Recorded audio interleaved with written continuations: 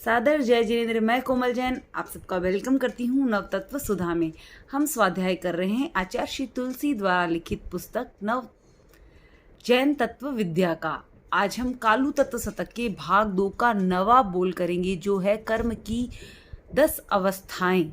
हमने पिछले वीडियो में कर्म को एग्जाम्पल्स के माध्यम से समझा था। आज हम उसकी अवस्थाओं के बारे में समझेंगे।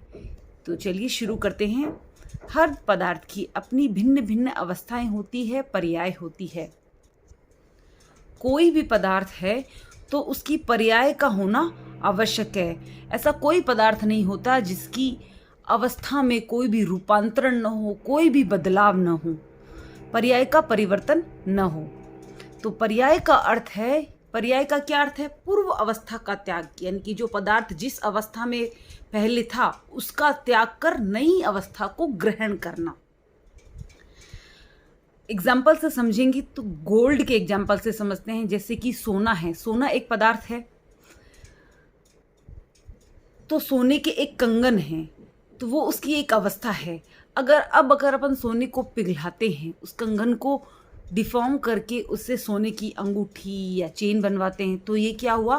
पूर्व अवस्था का तो त्याग हो गया और नई अवस्था का स्वीकार हो गया, लेकिन उसका जो मूल तत्व था सोना वो बना रहता है। तो यही त्रिपदीय उत्पाद, व्यय और ध्रुव्य, यानी कि जो भी पदार्थ है वो उसका जो मूल तत्व होता है वो हमेशा बना रहता है, लेकिन पर्यायें बदलती रहती है, उनमें रूपांतरण होता रहता है।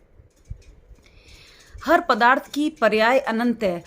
जितने भी संसार में पदार्थ है, सब पदार्थों की अनंत पर्याय हैं, जिनकी गिनती नहीं की जा सकती। ऐसी अनंत, यानी जिनका कभी अंत न हो। इसी दृष्टि से कर्म की भी पर्याय अनंत है। कर्म भी अनंत पर्याय वाला होता है, उसकी भी अनंत पर्याय होती है। लेकिन यहाँ हम सिर्फ 10 अवस्थाओं के बारे में बात करेंगे, क्योंकि अनंत पर्यायों को समझना और समझाना हमारे लिए संभव नहीं। तो हम यहाँ स्थूल रूप से मोटा मोटी उस चीज को, उन पर्यायों को समझेंगे जिसमें बाकी सारी पर्यायें अपने आप समाहित हो जाएगी।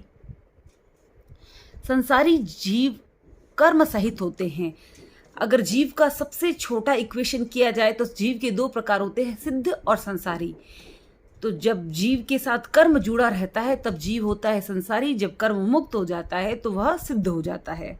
तो कर्मों के संयोग से वे विविध अवस्थाओं को प्राप्त करते हैं। जब जीव के साथ ये कर्मों का संयोग रहता है तो विभिन्न विभिन्न अवस्थाओं में जीव प्राप्त होता रहता है, और सिद्ध होने के बाद वह एक ही अवस्था में रहता है। तो जीव के पुरुषार्थ से कर्म की विविध अवस्थाएं हो जाती है, या दूसरे शब्दों में कैसे कह सकते हैं, जीव का योग पाकर कर्म वर्गणा के पुद्गल कर्म बनते हैं, और कर्मों के योग से जीव संसारी जीव कहलाता है। कर्म वर्गणा के पुद्गल जब जीव में लगते हैं, कर्म बनते हैं, फिर उन कर्मों के योग से जीव संसारी जीव कहलाता है। तो अब ये 10 अवस्थाएं कौन सी है, आइए इन्हें समझते हैं। कर्मों की 10 अवस्थाएं: बंध, सत्ता, उदय, उदीर्णा, उद्वर्तन, अपवर्तन, संक्रमण, उपशम, निधति और निकाचना। ये कर्म की 10 अवस्थाएं हैं। तो कर्म की 10 अवस्थाओं में सबसे पहली है बंध। जैसा कि नाम से ही स्पष्ट है कि यह आत्मा के और कर्मों के एक ही भूत होने की अवस्था है। जब कर्म के पुद्गलों की वर्गणा आत्मा से एक ही भूत हो जाती है तो वह कर्म हो जाती है, तो उसे कहते हैं बंध, यानी कि कर्मों का बंधना। तो पहली अवस्था हो गई बंध। दूसरा है सत्ता। बंध के बाद जब तक कर्म फल नहीं देते वे आत्मा के साथ संलग्न रहते हैं, उस समय उनका अस्तित्व तो है पर वे सक्रिय नहीं है। इस दृष्टि से इस अवस्था को सत्ता के रूप में स्वीकार किया गया है। जैसे कि मैंने पिछले वीडियो में भी इस बात को समझाया था, कर्मों के दृष्टांत जहाँ मैंने समझाए थे कि जब कर्म का बंधन हो जाता है तो हाथों हाथ फल नहीं देते। कुछ समय बाद जब वह उदय में आते हैं तब अपना फल देते हैं। तब तक उनका अस्तित्व तो होता है पर वे सक्रिय नहीं होते हैं। जब वे सक्रिय अवस्था में आते हैं तब वे अपना फल देते हैं। तो इस दृष्टि से इस अवस्था को सत्ता के रूप में स्वीकार किया गया है। मतलब कि ये अवस्था है, ये कंडीशन है, ये क्या है, इसे बोलते हैं सत्ता। यानी कि एक निश्चित कर्मों का निष्क्रिय रूप में रहना। कर्म निष्क्रिय रूप में आत्मा के साथ संलग्न रहते हैं इसमें। उसके बाद आगे बढ़ते हैं उदय। जब सत्ता का समय समाप्त होता है तो फिर कर्म क्या होते हैं, उदय में आते हैं। कर्मों का फल दान में प्रवृत्त होना, जब वे उदय में आते हैं तो वे फिर अपना फल, अपना प्रभाव दिखाते हैं। तो आत्मा के साथ एकीभूत कर्म सक्रिय हो जाते हैं, फलदान में प्रवृत्त हो जाते हैं। इस स्थिति को उदय कहते हैं। जब कर्मों का फलदान के रूप में जब वे सक्रिय हो जाते हैं तो उस अवस्था को क्या कहते हैं, उस अवस्था को कहते हैं उदय, यानी कि कर्म उदय में आए हुए हैं। उसके बाद है उदीर्णा, विशेष पुरुषार्थ द्वारा कर्मों को उदय में लाना। निश्चित उदय काल से पहले विशेष पुरुषार्थ का प्रयोग कर्मों को उदय में लाना उदीर्णा है। हमने बात की थी बंद के बाद जब कर्म निष्क्रिय रूप में रहते हैं, तो निष्क्रिय रूप में, सत्ता के रूप में रहने की अपनी एक अवधि होती है। हमने जिस समय कर्मों का बंधन किया है, तो जितने समय के लिए सत्ता का बंधन किया है उतने समय तक कर्म निष्क्रिय रहते हैं। लेकिन निश्चित उदय काल से पहले, यानी कि उनका जो उदय काल होना है वह जो निश्चित है वह अभी हुआ नहीं है। मान लो कि हमने कोई कर्म का बंधन का सत्ता काल है 1000 वर्ष का, और 1000 वर्ष अभी हुए नहीं है, उससे पहले विशेष पुरुषार्थ कर उन कर्मों को पहले उदय में ले आना। जैसे कि तपस्या आदि के द्वारा कर्मों की निर्णय होती है। तो जब व्यक्ति तपस्या करता है तो वो सहिष्णुता, समता, संयम के द्वारा कष्टों को पहले भोगता है।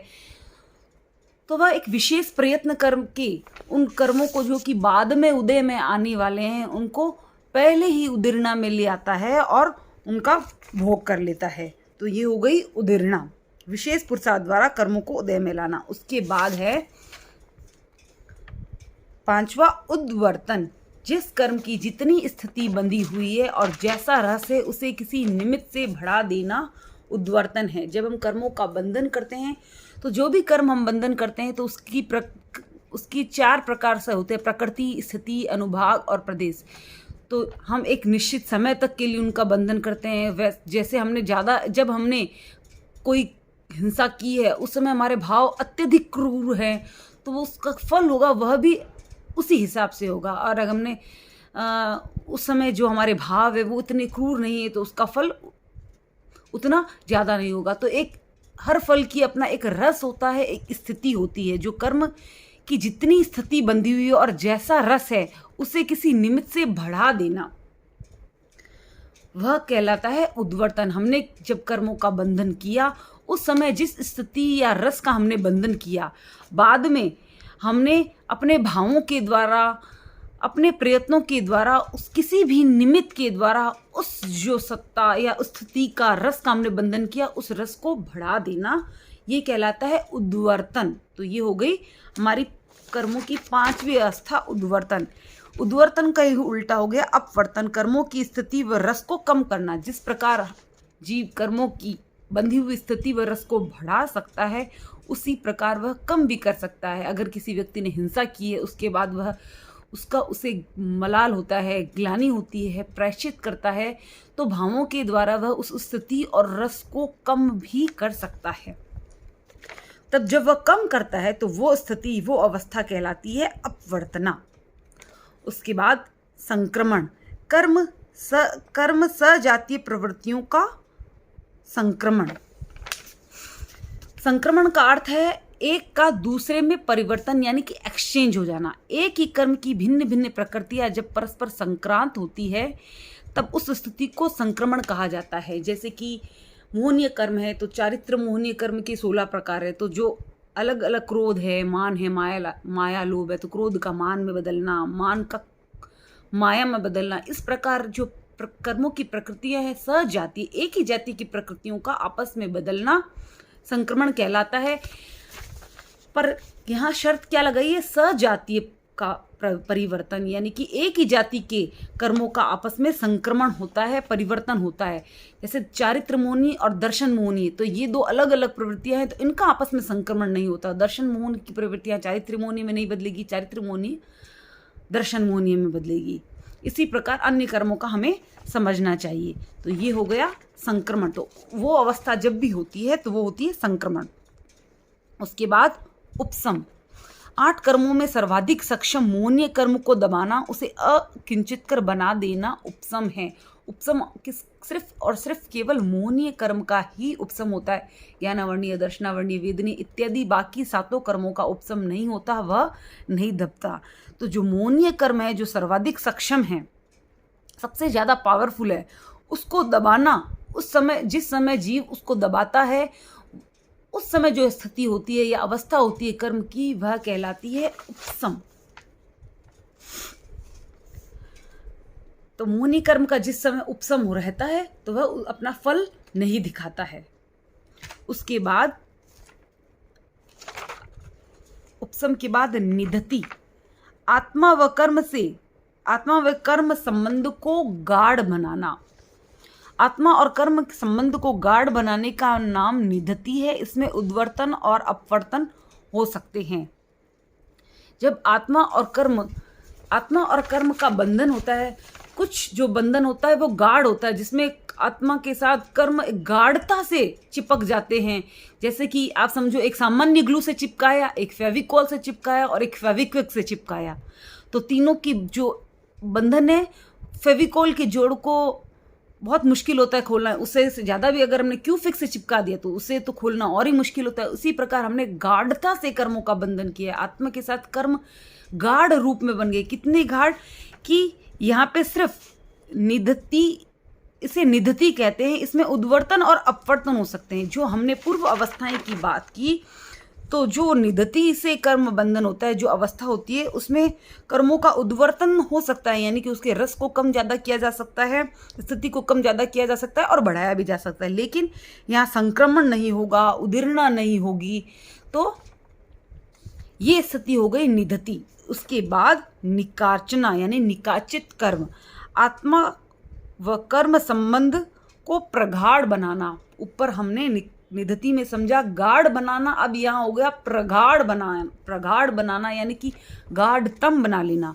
आत्मा और कर्म के संबंध को इतना प्रगाढ़ बना देना कि यहाँ स्थिति आदि में न्यूनता अधिकता हो ही न सके, वह निकाचना कहलाता है। यहाँ हमने ये समझा कि उद्वर्तन अपवर्तन तो हो सकता है निधति में, लेकिन निकाचित जब कर्म बन जाते हैं तो फिर जिस कर्म की जो स्थिति बनी है, जिस कर्म को हमने जिस स्थिति जिस रस में बांधा है, वो वैसे ही रहता है। इसमें कोई बदलाव नहीं होता। ना तो वो संक्रमित होता है, ना वो पहले पुरुषार्थ से लाके उदय में लाया जा सकता है, ना उसे कम किया जा सकता है, ना ज़्यादा किया जा सकता है। यानी कि वो वैसा का वैसा ही रहते हैं। इसे हम नियति भी कहते हैं कि भगवान को या होनी को यही मंजूर था। कुछ कुछ चीज़ें होती है जिसको हम बहुत प्रयत्न करने के बाद भी बदल नहीं पाते हैं, क्योंकि कि हमने निकाचित कर्मों का बंधन किया हुआ होता है। जब जीव निकाचित कर्मों का बंधन करता है तो फिर वह चाहे कितनी भी तपस्या कर ले, कितना भी प्रायश्चित कर ले, कितनी भी भावों की शुद्धि कर ले, लेकिन एक बार जिस निकाचित कर्मों का बंधन हो गया, वो फल उदय में आएंगे और उसे जीव को भोगना ही होगा। भगवान महावीर ने अपने जीवन काल में अनेक उपसर्ग सहे।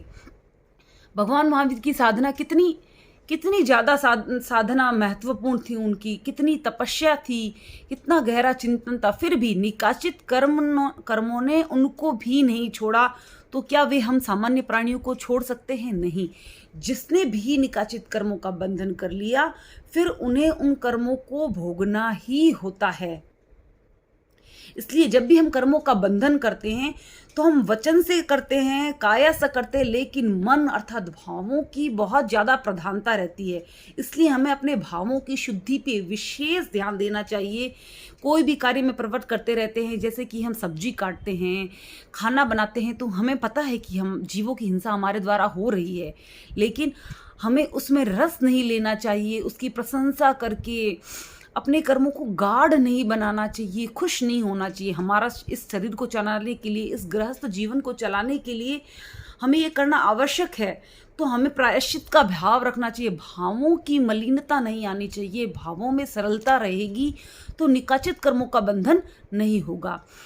तो ये कर्मों की 10 अवस्थाएं हमने समझी। इनसे भी कर्मों को समझना में हम एक स्टेप और आगे बढ़े हैं। तो जितना गहराई से हम समझेंगे, उतना हम अपने कर्मों को काटने के लिए या उनको न बांधने के लिए ज़्यादा प्रयत्नशील रहेंगे। आपको वीडियो पसंद आया है तो प्लीज़ इसे लाइक कीजिए, शेयर कीजिए और मेरे चैनल को ज़रूर सब्सक्राइब कीजिए। ओम अरहम।